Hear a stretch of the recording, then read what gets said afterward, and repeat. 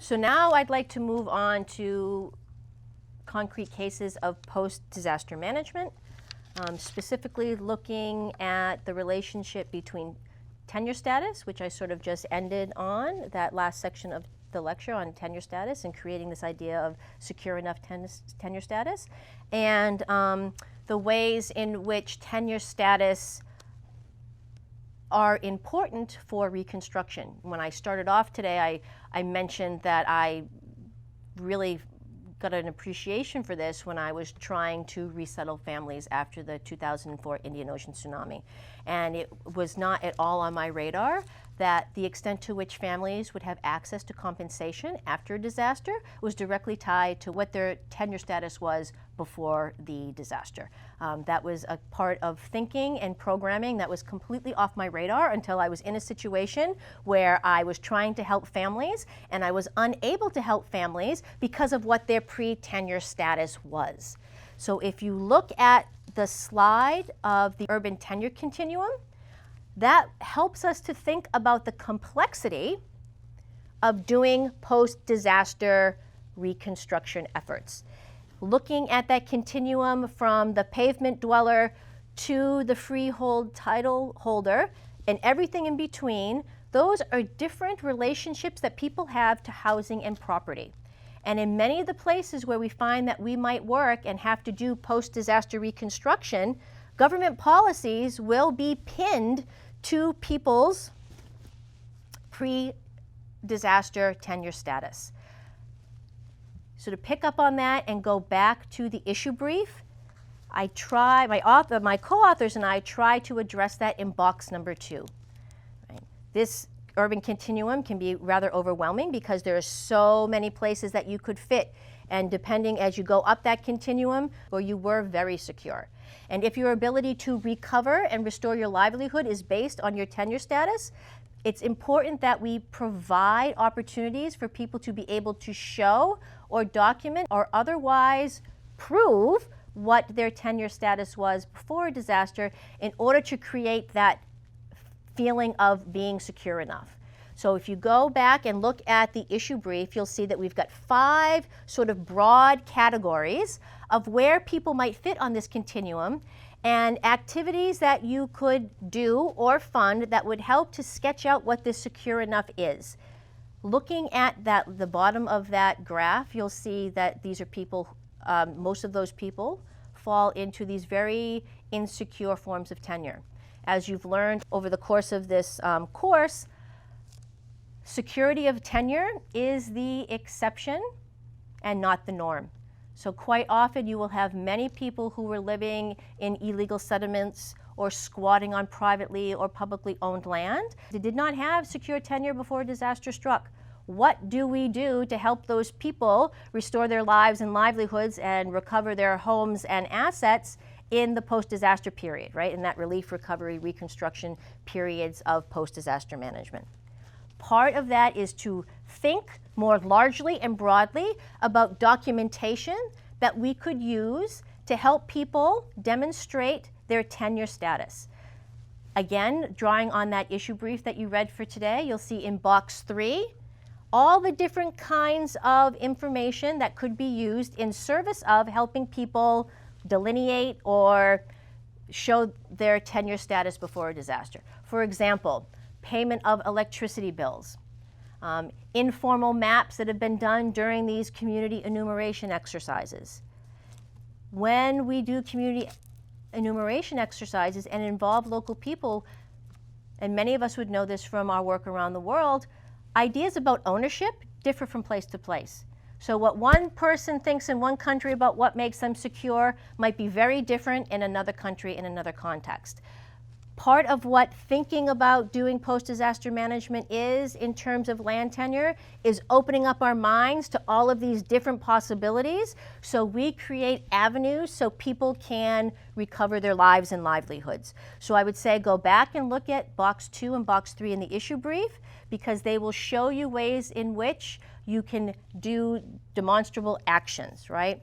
1, thinking about different types of documents that you can have be as proxies for freehold tenure status, right? Because everybody that sort of lives below that continuum from freehold tenure status doesn't have that formalized document, but they still had rights and they still used and had access to a piece of property before the disaster happened. How do you recognize those people, recognize their rights, and set them on that path to recovery after a disaster, right? So, moving on to another slide, you'll see I've borrowed a graphic from the peace building presentation you saw a few weeks ago that really looks at these 4 ideas that coalesce around what we call land tenure and property rights programming. 1, we need to think about customary laws and statutory laws, right? So in community enumeration exercises, you will find that people use resources in ways that isn't enshrined in the law. Both of those are legitimate, right? Recognizing that those exist and giving legitimacy to forms of land ownership or resource use that aren't enshrined in sort of the statutory legal system, which you've been introduced to previously. Thinking about the roles of institutions, not just government institutions, but also local social institutions in terms of civil society, religious institutions, and the ways in which they use and govern resources. Then thinking about practical land use practices in terms of agriculture, fishing, and other infrastructure development. And then finally, I've added something called knowledge systems. And I've added knowledge systems because this helps us to realize that people have knowledge about what land tenure is, or how disasters have increased or decreased over time, or what the intensity and frequency of them have been, because people are experiencing this on day-to-day levels. So acknowledging that local people who may not be necessarily well formally educated hold knowledge about the environment and resource use and access in the world around them, and legitimizing that knowledge by integrating it into the ways we do planning. You'll now see that I have a slide that shows the transition from moving from a camp to moving into a permanent home. So on this slide, these are pictures from my work in Sri Lanka. You see a transitional shelter sites. So after the tsunami, people ended up in these transitional shelter sites. So this is a picture of one of those sites in the eastern province in the district of Ampara. I had said that I was involved in housing reconstruction. This is one of the houses that one of my projects built. I had a project with the United Nations Office for Project Services, and we built these 600 square foot homes for tsunami affected individuals, right? Now, getting from that transitional shelter site into a permanent home is not necessarily, there's not necessarily one way to do it. There are many different sort of implementation modalities that organizations take or governments take to get people from camps into permanent homes. I want to share the land tenure challenges and lessons from 2 of those implementation modalities that I worked on in Sri Lanka. One is called self-settlement, and I have self-settlement examples from Sri Lanka and Haiti, as well as another modality that's called donor-driven housing, which again also took place in Sri Lanka and Haiti. So self-settlement involves displaced people having to find their own settlement solution. Usually what happens is the government will give them money, and they have to go find a piece of land, and then they have to buy that land, and then they have to register that land, and then after they have that piece of land, they'll get more money to build their house. Buying a piece of land is not necessarily an easy task in many of the countries where we work, because many of the legal systems have these overlapping statutory laws and customary laws. We've seen in many of the previous cases how some policies from the colonial period are still in today's laws, but they don't really apply.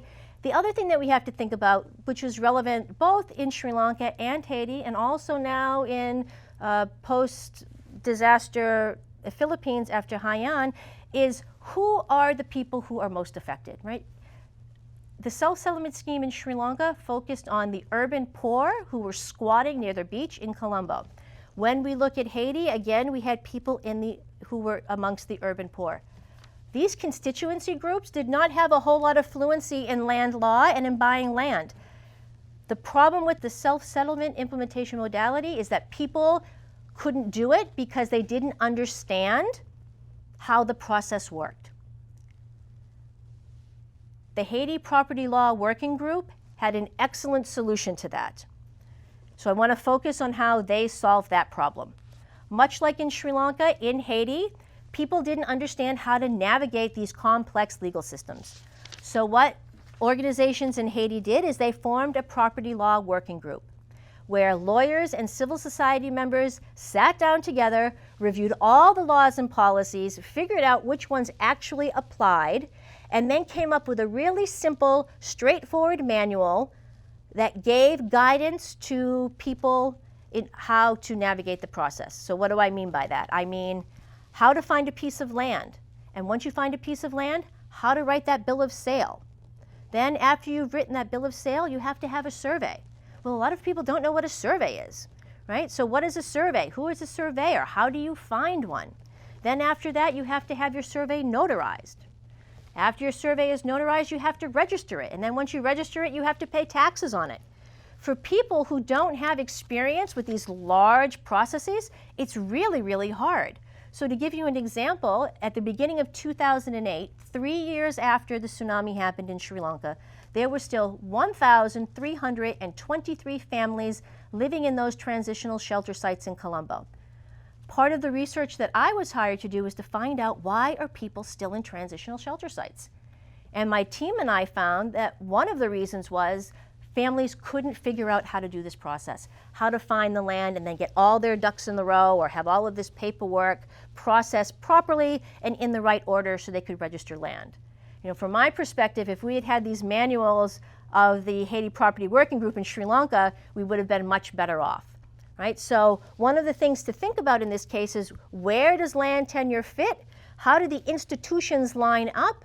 And then really thinking about the relationship between the projects that we're implementing and the constituency groups that we're implementing it for. Right? It was very, very difficult for members of the urban poor who were not formally educated, who didn't have a lot of assets to actually participate in a land market. It was, one, it was terrifying, and two, it was rather confusing, right? The Haiti Property Law Working Group came up with a good concrete solution to address all of those land tenure issues and confusion in Haiti. The other example that I want to talk about is donor-driven housing schemes. Many donor-driven housing schemes, so I'm only going to talk about Haiti and Sri Lanka because that's my experience, involve relocation. So for example, a donor is given 300 families to resettle. The government then gives the donor a piece of land and says build houses for 300 families on this piece of land because those families are going to be resettled. The cases in Sri Lanka and the cases in Haiti, which are also reflected in the issue brief, show the extent to which oftentimes these pieces of land that the government allocates for relocation are full of contested land disputes. Again, this gets back to the clarity of understanding who owns what. So quite frequently, governments say that they own land, they allocate it for relocation, and then once it's allocated for relocation, all of these people pop up that say, no, that's mine, that's mine, that's mine, that's mine. And one of the reasons that that happens is because rights are not clarified. Part of disaster risk reduction measures and doing these enumeration exercises are clarifying that. But the point here is when you have all of these little disputes pop up, you can't resettle people, which means you have construction delays, which means people stay in camps for a much longer period of time. And living in these camps in insecure, tenuous places is not necessarily a good way to live, right? So it increases insecurity, it delays the resettlement and reconstruction process, and at the end of the day, it costs more time and money, right? By doing that proactive planning, by understanding who owns what, clarifying those rights, perhaps in using technology to digitize those rights, would help magnificently to sort of address these challenges that we saw in Sri Lanka and Haiti, right? So this was sort of, wasn't a lot of good planning, wasn't a lot of good documentation, which led to delays in the ability to resettle people in a timely fashion after the earthquake in Haiti and the tsunami in South Asia. The final case that I want to talk about here is this idea of buffer zones. Lots of times, this is the case in Sri Lanka, Haiti, and currently in the Philippines. Governments will put buffer zones in place along coastal areas, specifically to say, people shouldn't rebuild their houses on the beach because beaches are vulnerable areas, and we don't want to be continuously having to pay for the costs of potential disasters. So they'll put a buffer zone in place. Buffer zones might seem like a really technical solution, right? So in Sri Lanka, there were buffer zones that were no-build zones, right? And you'll remember from one of the video clips for today, I have a case from Indonesia as well, where Indonesia in Banda Aceh, they put in a 2-kilometer buffer zone, and the majority of the people who were affected were fishermen, so they all essentially ignored the 2-kilometer buffer zone. The buffer zone language is to protect people and lives and to reduce the costs to governments of constantly having to reconstruct. But one of the things that they might be technical exercises, but they also have social and political connotations. So for example, just to give an example from Sri Lanka, the various buffer zones along the Sri Lankan coast ranged from 25 meters to 300 meters. Those became no-build zones. Well, it just so happened when you overlaid those no-build zones over the ethnic demographic composition of areas, you found that in the places where the majority group were the Sinhalese, they had shorter buffer zones or smaller buffer zones than in the north and east, which were predominantly areas occupied by the minority groups in Sri Lanka. And if you follow Sri Lankan politics, you would know that during that time after the tsunami, Sri Lanka was in a very bloody ethnic war. Those buffer zones became highly politicized as talking about land grabs. The government is trying to grab land from the minority groups.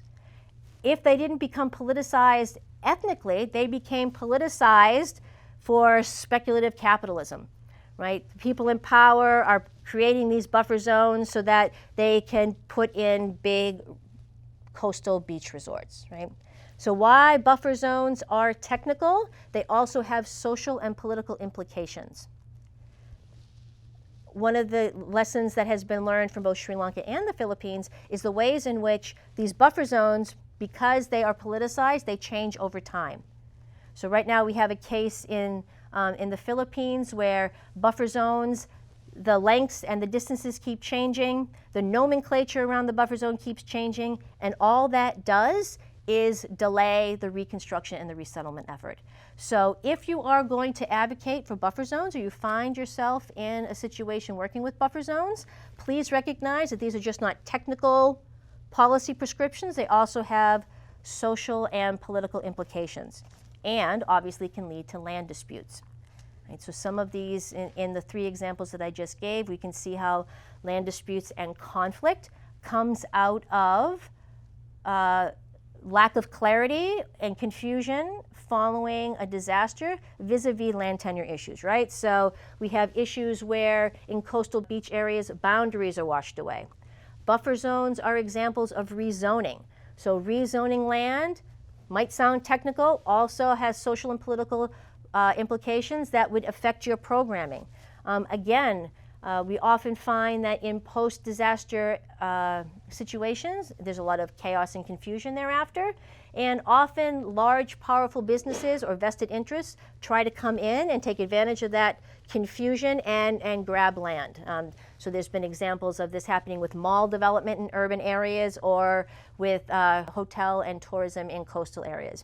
And then finally, there's another way to think about the kinds of tenure-related disputes that could happen in terms of hosting. And we've mentioned hosting a bit in the issue brief. When resettlement becomes protracted, not all families are necessarily hosted in camps. Some families are hosted with other families. In that protracted situation where reconstruction isn't moving forward, delays create tension, and tension can create conflict. Right? By understanding the ways in which land tenure systems operate, who owns what, who uses what, when, and under what conditions, documenting that before a disaster strikes would have alleviated a lot of the problems that we saw in Sri Lanka, we're continuing to see in Haiti, and some that are now cropping up in the Philippines. So if we have two takeaways from this section, I just want to say, remember that while we often think that land tenure programming is technical, it also has socio-political and cultural dimensions. And then also, if we do land tenure programming right, we can focus a lot on improving governance systems and social justice in the places where we work.